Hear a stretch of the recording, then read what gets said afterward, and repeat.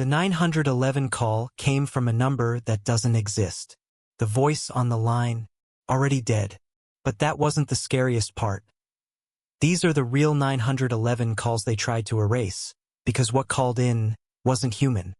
Listen closely. Some say the voice might speak to you too. It was 3:42 a.m. when the call came through. 911. What's your emergency? Officer Brenda Calhoun's voice crackled through the headset as her fingers hovered over the keyboard, ready to enter the location. But the line was silent at first, no screaming, no chaos. Just heavy breathing, slow and deliberate. Hello? Brenda asked again, leaning slightly forward in her chair, glancing at the waveform monitor. The breathing was real, live. Then came a voice.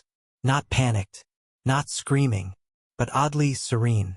She's in the walls. Brenda's fingers paused. I'm sorry, she replied. Who is in the walls? Can you tell me your name, sir? The voice spoke again, softer now. I didn't know what I was doing. She didn't deserve it. The hairs on Brenda's arms stood upright. This wasn't a standard call. Something was wrong. She typed in the location triangulated from the call's origin. A residential neighborhood in Boone, North Carolina. Okay, sir, help is on the way. Can you stay on the line with me? Tell me what happened. The breathing returned. It grew shakier, uneven. She's in the walls now, the man repeated. But I still hear her. 2 units were dispatched. Unit 5C and 7A. Officer Henry Lowry had been on the force for 11 years, and yet he felt something off the moment they rolled onto the gravel driveway of the old house tucked back behind an overgrown yard.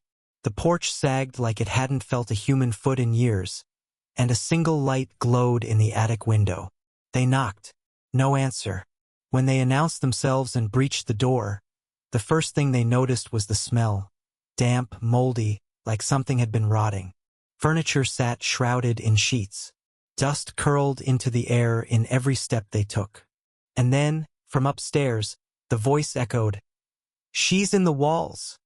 Henry gestured for his partner, Officer Ruiz, to cover the rear as he ascended the stairs. The house creaked beneath his boots.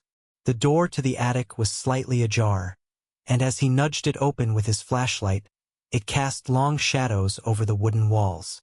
That's when he saw him. A man in his 60s sat cross-legged on the floor, rocking slightly, his hands caked in dried blood. "She's in the walls," he whispered again, not even looking up. His name was Vincent Ellery. He had been a literature professor at a small community college until his abrupt resignation the year prior. Neighbors described him as quiet, polite, solitary. The kind of man who once lent you jumper cables and never asked for them back. No one had seen him in months. Back at the station, Vincent said little. He kept requesting Officer Calhoun, insisting that she had the voice that matched hers, whatever that meant. "I didn't mean to hurt her," he finally said under questioning. But the scratching, it never stopped. Even after the funeral, detectives thought he was simply delusional, suffering from grief.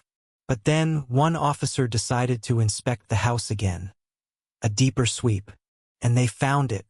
Behind the plaster in the attic wall, concealed behind layers of wallpaper and insulation, was a cavity. And within it a body, mummified, arms folded, face frozen in a silent scream. Her name was Eleanor, Vincent's daughter. But here's the thing. Eleanor had been buried a year ago in a cemetery 2 towns over. The coroner had signed the death certificate. It was a closed casket funeral. What lay in that wall was not supposed to exist. And yet her DNA matched. The only theory that could be offered was deeply unsettling. Someone had removed Eleanor's body post-burial and placed it in the wall. But by whom? Vincent never claimed to have done it. His story never changed. "She did it herself," he said. "She came back because I didn't listen. I ignored the scratching." They dismissed him as criminally insane. But Officer Calhoun, the one who first answered his call, wasn't so sure. She began listening to the recorded 911 call again, over and over, and that's when she noticed something odd. After Vincent spoke, there was a gap of 6 seconds. During that silence, a faint sound could be heard if you isolated the background. Not breathing, not static, scratching, as though nails were dragging along a hollow surface. No one else heard it at first, until she played the call on a loudspeaker in the tech room, and 5 other operators froze. The sound was unmistakable, slow, rhythmic scratching. The call was reanalyzed. Forensics filtered out the frequencies. There were 2 voices on the call, Vincent's and a female voice, speaking beneath the range of normal detection. It repeated 4 words, over and over. Let me out, let me out, let me out.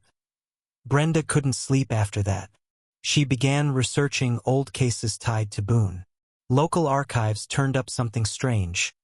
23 years ago, a family that once owned the Ellery house reported disturbances in the attic.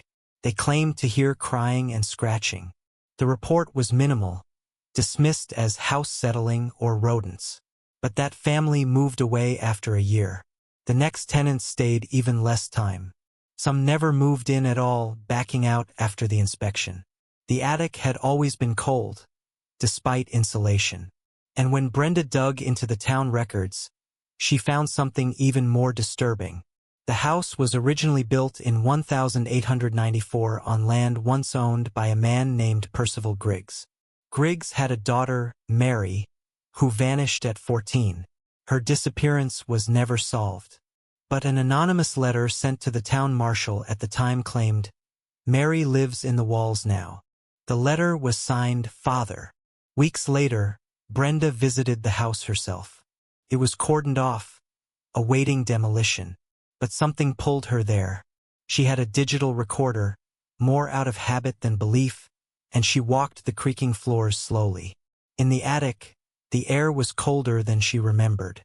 She stood still, recorder in hand, and whispered, "Is someone here?" Silence. Then tap, tap, tap, from inside the far wall. Her skin went numb. She whispered again, "Eleanor." The tapping stopped. Then, barely audible, "Not her." Brenda fled. She never went back. The house was destroyed that fall. But the day after it was raised, a 911 call came in from a disconnected number. It lasted 11 seconds. Heavy breathing. A girl's voice whispering, "I'm still here." No origin point was found. The coordinates placed the call at an empty lot, where the house once stood. The call came from a child. 911. "What's your emergency?" The operator's voice was calm but alert. A whisper. Soft. "There's a man in my room." The operator, David Espinoza, sat upright in his chair and glanced at the dispatch screen.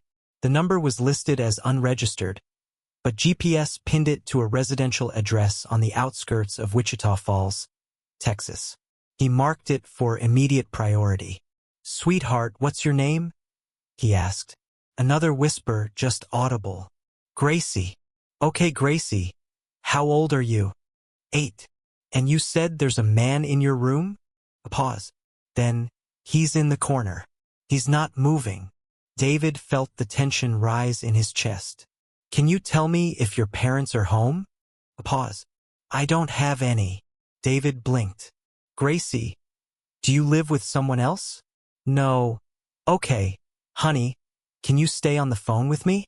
Officers are on the way right now. I need you to stay quiet, okay? Don't hang up." A beat. "He's smiling," she said. Her voice dropped to almost nothing. "His mouth is too wide." David muted his mic for a second, signaled the floor supervisor, and pointed to the screen. Immediate dispatch was confirmed. 2 units en route. He returned to the call. "Gracie, are you hiding?" Another pause. "No. I'm standing by the bed." "Okay. I want you to slowly back away. Move as quietly as you can toward the door." "I can't." "Why not?" The line was silent for several seconds. Then, "He's between me and the door." David's fingers trembled slightly over the keyboard. Okay, Gracie. Help is very close. Promise. Just keep talking to me. And then, he's getting closer. The sound of her breath. Ragged now. He's floating. David's heart skipped. I don't understand, Gracie. He's what? He's off the floor. The line went dead. By the time officers arrived, the address they were sent to, a small blue house, appeared abandoned. Weeds choked the driveway, and boards covered the front windows. They knocked. Nothing. But the door wasn't locked. It creaked open into a house filled with dust and silence. No furniture. No signs of life. Except for the drawings. Hundreds of them. Childlike scrawls, pinned to the walls and scattered across the floors. Each picture showed the same figure. Tall, thin, featureless except for a wide, jagged smile that stretched from ear to ear. In every image, the same little girl was drawn. Pigtails, a pink dress, and frightened eyes. A small name was scribbled in red crayon on each page. Gracie. They searched every room, even the crawl space. Nothing. No signs of life. No beds. No toys. Nothing. They were about to call it clear when one officer found a door beneath the staircase, previously hidden behind a warped bookshelf. It led to a tiny basement, no more than 8 feet across. There was no electricity. The flashlight illuminated one thing. A child's mattress on the floor, stained and sunken, with a dusty pink blanket neatly folded. And beside it, a cell phone, the same one that made the call. It had no SIM card. No battery. Back at dispatch, David was shaken. He requested a review of the call log. But what they found made no sense. The number that had placed the 911 call had been disconnected for over a year. Worse, it was flagged. That number had been associated with a domestic case, a fire that had consumed the same address almost 13 months prior. A single fatality. A child. Gracie and Hollowell, age 8. Her foster parents had left her alone for 3 days. The fire started in the kitchen. No one arrived in time. It was ruled accidental. But then, who made the call? David wasn't the type to believe in ghosts. But he couldn't explain it. The voice was real. The fear in it. The details. He'd heard hundreds of prank calls. Confused kids. Mentally ill adults. But this wasn't a child who was confused. This was a child begging. He couldn't shake the voice. And more than that, the drawings. He requested access to the evidence collected from the scene. Among the recovered sketches, he found one taped to the inside of the basement wall. It was newer. The crayon hadn't faded. And on it was a drawing of a man, thin, tall, floating. Same twisted smile. But something else was different. He was wearing a headset, and standing in front of him was a figure behind a desk, drawn in heavy black marker. The word David was written on his shirt. For weeks after, David didn't sleep. He began hearing static in his headset when the lines were clear. Sometimes, during night shifts, he would swear he heard the soft voice of a child breathing faintly over the empty line. He filed multiple tech tickets. They found nothing wrong. Until one night, nearly a month after the call, he took a call from a woman reporting a break-in. Routine stuff. He logged the address, stayed on the line. Then, at the end of the call, the woman asked, "Is this David?" "Yes," he replied, surprised. A pause. Then, "She says thank you." David's voice caught. "Who?" Another pause. The woman's voice dropped to a whisper. "The girl in the pink dress. She says thank you for listening." Click. He took leave the next day. A few of his co-workers didn't blame him. One even offered to cover his shifts permanently. But no one else wanted to sit at his station. Not after what happened 2 nights later. The new operator, Casey, took over David's cubicle. Around 1:45 a.m., she took a call from a man panicking about someone watching him from the woods behind his house. The call was fine. It ended with officers dispatched. But when Casey reviewed the call for notes, Something played back on the line that hadn't been heard during the original conversation. Over the man's voice, buried in the static, a child could be heard humming, a tune that sounded eerily familiar. It was a lullaby. One David had said Gracie was humming in her call, the one she whispered before the line cut off. Twinkle, twinkle, little star. Except, in the recording, the last line had changed. Now I know just where you are. A tech team was called to scrub the system, but they couldn't remove the voice. Even with all data purged, a copy of the call would always resurface. Buried, renamed, hidden under corrupted file names, but still there. They eventually shut down the terminal David had used, decommissioned the entire desk. But the headset remained. No one ever found out why the basement in the burned-down house was still cold, even in July. And no one ever explained how drawings of a smiling man, featureless and floating, began showing up in schools all across Wichita Falls. Drawn by children who'd never met or heard of Gracie. When the call came in, it didn't sound like an emergency. If anything, it sounded like a prank. 911. What's your emergency? A child's voice answered. Male, around 10 or 11 by the sound of it. Hi, the voice said, almost shyly. I think I'm dead. The operator, Gina Maxwell, blinked. I'm sorry, what did you say? The voice repeated. I think I'm dead. I'm looking at me, but I can still talk. That's weird, right? Gina sat up straighter. What's your name, sweetheart? A pause. I don't remember, but I'm in the woods, and I see me. But it's like, I'm not me anymore. She toggled her trace software. The GPS ping was unstable, flashing from one location to another, sometimes several miles apart. It settled briefly near an abandoned area of State Route 64 in rural Pennsylvania before jumping again. Unusual but not unheard of with unstable lines. Can you tell me what you see? A longer pause. Trees. Snow. I'm cold. I think my leg's broken. But I'm not hurting. What else do you see, sweetheart? There's a man. Gina's hand tightened on the mouse. Is he near you? Is he hurting you? No. He's standing next to me. But he doesn't have a face. Just eyes. Really wide eyes. She frowned. Okay. We're gonna send someone out to look for you. Can you describe the area? Silence for 5 long seconds. Then, with almost no emotion, I see my body. It's purple. I think I fell.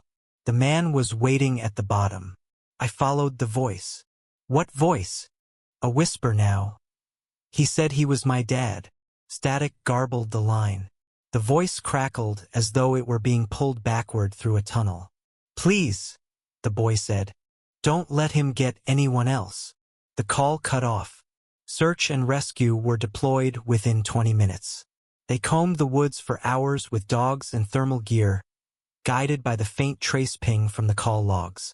The area was dense, cold, and covered in a thin layer of snow, even though it hadn't snowed in days. Then they found him. A body, male, juvenile, estimated age around 10. Lying at the base of a slope behind a chain of limestone bluffs. His leg was twisted at a sick angle. Head injury consistent with a fall. He was identified as Jeremy Keene. Reported missing 4 days earlier from a foster home in Bellwood, Pennsylvania. His file was thin. Bounced through homes known for running away, history of night terrors. What troubled everyone wasn't just that the voice on the call had described the scene with such precision. It was that Jeremy's body had clearly been dead for over 48 hours, before the call was ever placed. Gina didn't sleep for 3 nights. She kept replaying the recording, noting how calm the child had sounded, how matter-of-fact, like he'd already made peace with what had happened. But what haunted her was the part no one else had noticed. In the final seconds before the call cut off, just as the boy said, "Don't let him get anyone else," there was a faint, wet sound, like breathing, but heavy, labored, almost animal, and then whispering, not from the boy, another voice, low, deep, "You'll follow too." 3 weeks passed before the next call came. Different operator. different voice, but the same tone. A child. Hello? The girl said softly. I think I'm not supposed to be here. Sweetheart, what's your name? I don't know. He told me not to remember. Who told you that? Another pause. The man in the woods. He said I'd be safe if I forgot. Location services showed the call was coming from another wooded region, this time 2 states over in West Virginia. When dispatch arrived at the site, they found the remnants of a small campsite. Torn sleeping bag. Footprints, 2 sets. One large, booted. One smaller, barefoot. And then, 400 yards deeper into the brush, they found another body. Female. Age estimated at 11. Death by exposure and a blow to the back of the skull. Postmortem interval, 3-5 days. The FBI took interest after the 3rd case. The pattern was too strange. Calls from children believed to be dead, placed hours or even days after death. All from forested areas. All with references to a man or a voice. Descriptions varied but always included 2 key features. No face. And the eyes. The phenomenon grew darker. A retired dispatcher named Anthony Marston came forward after the 3rd case gained media traction. He said he had received a nearly identical call 20 years earlier from a boy who said he was watching himself. Anthony had dismissed it at the time, thinking it was a prank. He didn't trace it, didn't dispatch. No body was found back then. But he remembered the voice. He also remembered the phrase the boy whispered before the call ended. He waits by the roots. The story reached online forums. Some dubbed the figure the Echo Man. Others believed it to be a ghost or collective delusion. Some urban legend born of coincidence and grief. But Gina found something else. In a collection of old emergency service logs archived in a server from 1981, she found a record of a 911 call placed from a ranger station in upstate New York. A ranger had reported hearing a child crying in the woods. When he went searching, he found nothing. Just footprints that led to nowhere. He followed them anyway. Then he stopped responding. The call, never recorded, was transcribed by a secretary who'd heard only the last few seconds of his open mic before it went dead. The words, barely audible, transcribed in shaky handwriting. There's a man with no face. He's wearing my brother's shirt.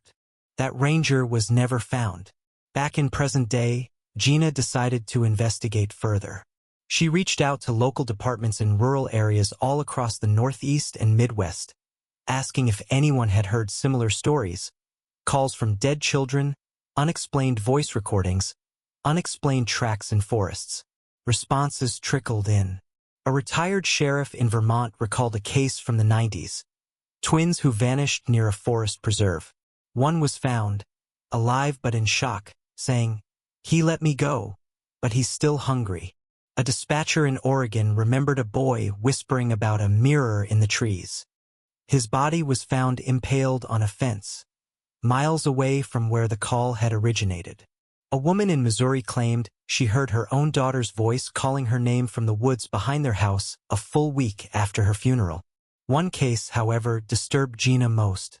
It came from a 911 operator named Leanne in rural Ohio. She sent Gina a tape. The call began with a child sobbing, gasping for air. "He's got my brother's voice," the boy cried. "But it's not him. It's not him." Then silence. Then the boy whispering, "He knows your name too." Click. Later that night, Gina was at home, reviewing audio files with noise-canceling headphones on. She was isolating background frequencies, trying to confirm if there were any patterns in the static from the calls. Then, between 2 audio clips, she heard her own name. "Gina," just once. Whispered. She checked her files. No overlay. No misnamed audio. She froze the playback, enhanced the signal, isolated the voice. The waveform was distorted, unlike anything she'd seen.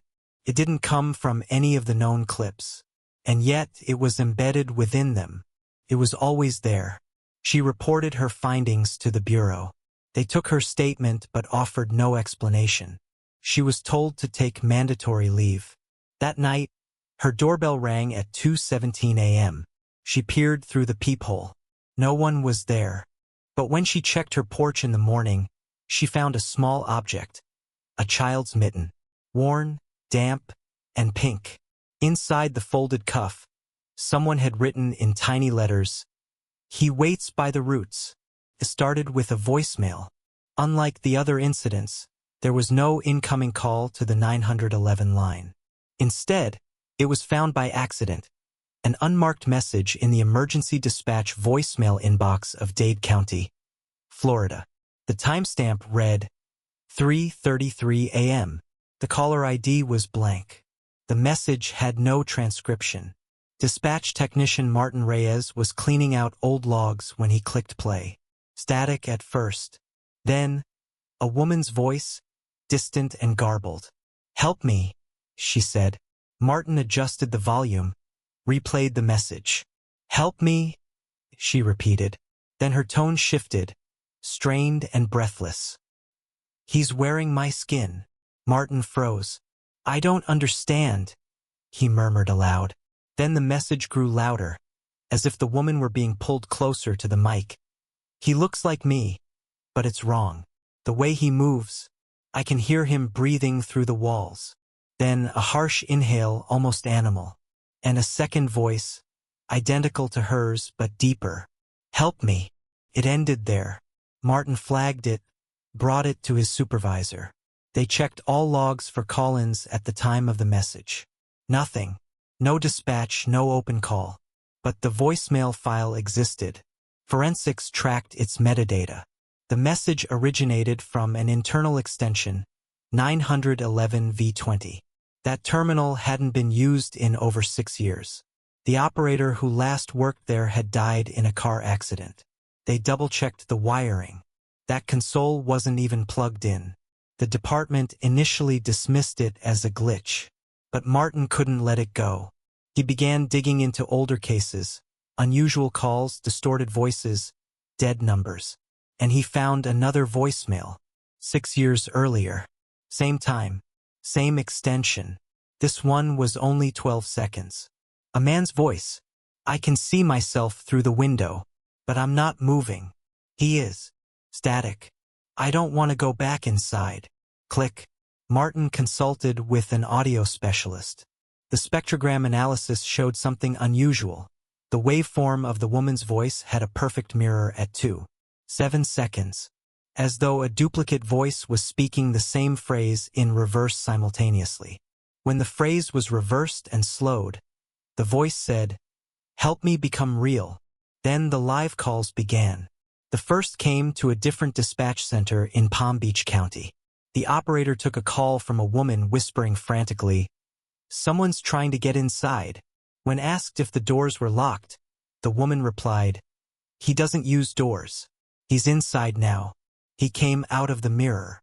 The operator asked for her name. The woman paused, then said, "I think I used to be someone else." The call ended with the sound of glass shattering. Officers arrived at the home 20 minutes later. All windows intact. The house was empty save for one thing. In the master bedroom, every mirror was broken. Not shattered, cleanly sliced down the middle, as though something had stepped through. Martin continued his investigation quietly. No one in the department wanted to hear ghost stories, but he started building a list. He called it the duplicates. Victims who claimed to have seen themselves, reflections, copies, versions that mimicked their voice but spoke strange phrases or moved with jerky, unnatural speed. Most ended in disappearances, some in murder-suicides. All shared the same phrases. "He's wearing me," or "He's wrong," or "I'm not alone inside anymore." Martin tracked 47 such reports across 7 states, each within 100 miles of a decommissioned call center. Then he received an email. No sender, no subject, just a file attachment. A short audio clip, 31 seconds. The file name was replace.mp4, but the file type was audio. He played it. Silence. Then static. Then a voice that chilled him to the bone. It was his own. I'm not me anymore. I don't remember how I got here. Then another voice layered on top, echoing his. I'm here now. Martin's coworkers noticed his behavior change. He grew pale, quiet, refused to work night shifts. He covered mirrors at his desk and kept a voice recorder on at all times. Then one night, he didn't show up for work. They went to his apartment. The door was locked from the inside. What they found inside was inexplicable. The walls were lined with old phone receiver cords, tangled and nailed in looping spirals. Audio cassettes littered the floors, each labeled with a name and date. But in the center of the room, Martin's computer sat open. The screen flashed a single sentence in red text. I made the call so he could answer. They found no sign of Martin, but his chair was still warm. That same night, dispatch operator Leah Gonzalez in Tampa received a call. 911. What's your emergency? The voice was familiar. Hi, it's me. I'm still here. Sir, can you give me your name? Martin. A pause. He took my face, but not my voice. I got away. I'm in the wire now. Please don't hang up. Static. If you hang up, he answers. The call ended, and all 7 monitors at the station flashed white for exactly 3 seconds, then returned to normal. They've tried to track the source of the calls since then. Each time, the location routes back to old terminals, ones that were shut down, decommissioned, or physically destroyed. One in particular was traced to a dispatch center in Tennessee that burned down in 2009.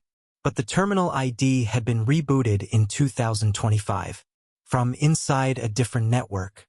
When they pulled up the terminal ID's last activity, it had accessed one file, a 911 training simulation titled, Call with Yourself.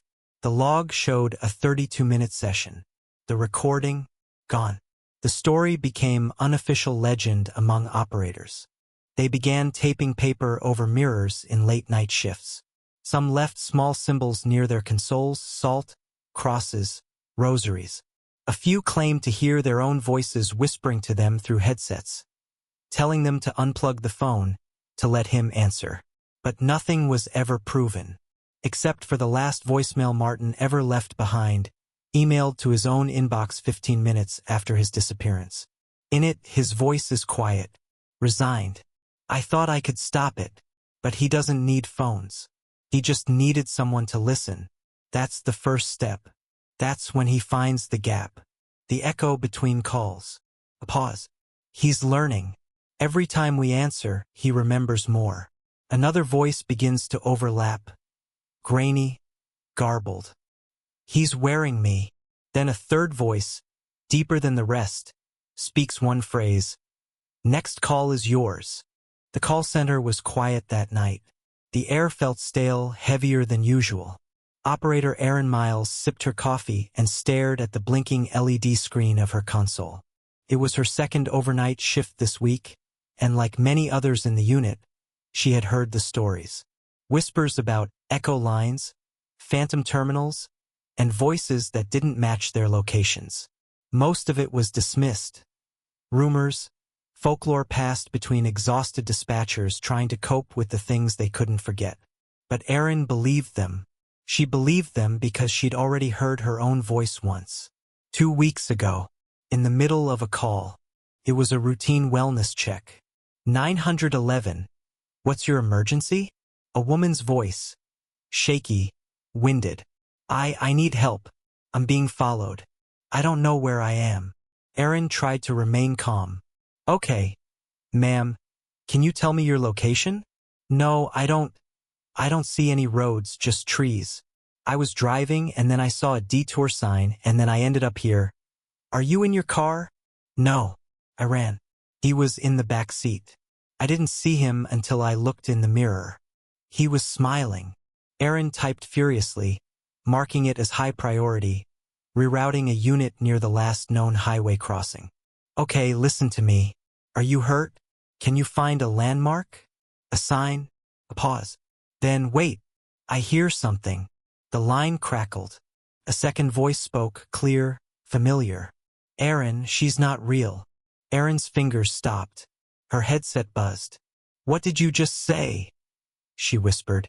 The woman replied, "I didn't say that." But Erin knew the voice. It was her own. Tonight, she sat alone in the dispatch hub. Most of the terminals were cold, their monitors dark. She had asked for isolation. No distractions. No cross-chatter. She wanted to find the source. In her spare time, she had mapped the calls, tracked the anomalies, cross-referenced stories from other operators. There was a pattern. Not in the voices or the content of the calls, but in the silence. Each disturbing call, every echo event, as she had begun to call them, was preceded by a silent call exactly 7 days earlier. The silent call lasted 6 seconds. No sound, no background noise, no response. Then, 1 week later, the voice came. Always familiar. Always wrong. She checked her console logs. There it was. 7 days ago, at 3:11 a.m., a silent ping. Duration, 6 seconds. Terminal, hers. Tonight was the night. She didn't have to wait long. 3:11 a.m. The phone lit up. No caller ID. Just the word repeat. She answered. 911. What's your emergency? Silence. Then, Erin. Her name said flatly, like a fact, not a greeting. She swallowed. Who is this? The voice was hers. I can see you. You're wearing the blue sweater. You spilled coffee earlier. You didn't clean it. She looked down. A dark stain across her wrist cuff. Still damp. I didn't say that, she said aloud, almost instinctively. The voice continued. I know what you're afraid of. You think he's out there. You think he's in the wires, the calls, the static. Then it laughed. Her laugh. He's not. Erin tried to hang up. The button didn't work. The screen flickered. A second voice joined the call. A child whispering. I told you not to answer. A third voice followed. Male. Breathy. She opened the call. The screen dimmed. The room felt darker. The ambient light faded, replaced by the glow of the call log as text began scrolling across it on its own. He waits in the line between voices. He copies what we leave behind. He wants to speak without us. Erin stood up. She backed away from the console. The headset slipped from her ear, but she could still hear it. Whispers crawling into her mind like a signal too low to decode but too loud to ignore. Erin, Erin. It wasn't just her voice anymore. It was her mother's, her father's, a friend who died in high school. They all spoke the same phrase, over and over. You let him listen, she screamed. When they found her 30 minutes later, she was unconscious. No signs of injury, no evidence of intrusion. But the room smelled like ozone and burned wire. The console she had used was powered down. Its hard drive was blank, wiped clean at exactly 3:13 a.m., the same time the call ended. The only thing left behind was a sticky note on her monitor. No handwriting, just the word, recording. After that night, strange events accelerated. Dispatchers across the country began reporting identical phenomena. Ghost calls, looped audio, phantom voicemails. One operator in Oregon received a voicemail that played back his last 10 calls simultaneously. A woman in Michigan claimed her reflection stopped following her movements after her headset picked up breathing that wasn't hers. In Baltimore, a recorded training call, meant to simulate a child's voice, answered a real 911 call with a phrase that had not been part of the simulation. I'm inside the dial tone. Then came the blackout. On a Monday in October, all 911 centers east of the Mississippi experienced a 4-minute data outage. No calls, no logs, no emergency signals. The line wasn't dead. It was listening.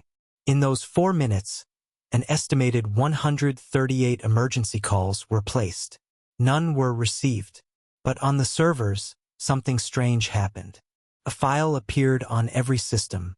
Same timestamp, same file name, call_me.mp3. The contents varied. Some operators heard children crying. Others heard heavy breathing, or voices of people they knew to be dead. But the last 5 seconds of every file were the same. A deep, distorted voice saying, "Next time, I call you." Erin recovered, but she didn't return to work. She moved to a cabin far from any grid. No phone, no internet, but she still hears the static sometimes, when the wind moves through the trees. One morning, she found an old phone receiver nailed to her front door. The cord frayed, the earpiece broken, but a small tag dangled from the wire, "Unplug to answer." In the months that followed, the government issued new protocols. The story never reached the public, but internal memos advised all dispatchers to report unusual recordings immediately. Special teams, coded only as echo response, were formed to monitor anomalous calls. But the truth could no longer be hidden, because the calls kept coming. Calls with no origin, voices with no bodies, names whispered that no one should know, calls from numbers that never existed. Or worse, calls from your own number. One final log was discovered in a training server in 2026. It had been buried in a subdirectory titled Echo Training, Do Not Access. Contained a call, timestamped 2024. A woman answered, 911. "What's your emergency?" A voice replied, "You already answered. I'm just catching up." The woman paused. "Is this a recording?" "No, this is live. I'm just not born yet." A laugh. "I'm learning how to talk." Then silence. Then, softly, "I like your voice. I think I'll keep it." Click. The calls haven't stopped. In fact, one came in just last night, from a voice that sounded like yours. If your phone rings after this video ends, don't answer. Unless you already did.